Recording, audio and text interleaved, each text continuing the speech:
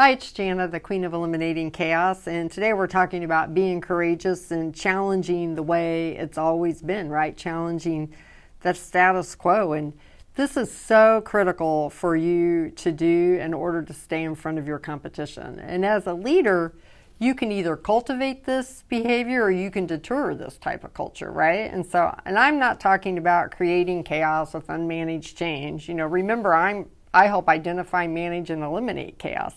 I'm talking about methodically and intentionally challenging the status quo, embracing and accepting change to avoid becoming obsolete. And the impact of this really comes down to the size of your organization. You don't need to be involved in every change or every continuous improvement. Think about it as the more people who are impacted, the more dollars that are at risk. That sets up how much governance you need to have in place when you're talking about making changes. And I would set expectations with your employees on what are the boundaries, what are they able to do on their own versus what do they need to get approval for. And know also, culturally that every organization needs a trusted way for employees to raise ideas, risk, and concerns. And so as a leader, you need to set that tone. You need to practice what you preach.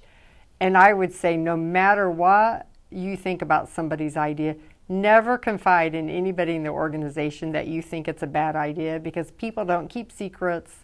That word would get out and it would undermine the culture and behaviors that you're trying to establish.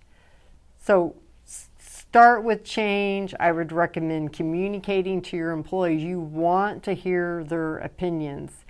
And know that change is still going to be disruptive, but giving people notice and letting them know it's a priority shifts your focus from resisting the change to adapting to making the change. And this lets you take calculated risk, and your organization can even innovate, it can solve problems, and it can be more successful than where you are today. So creating an organization that embraces and accepts change, it isn't going to be easy, but it's well worth it in the long run.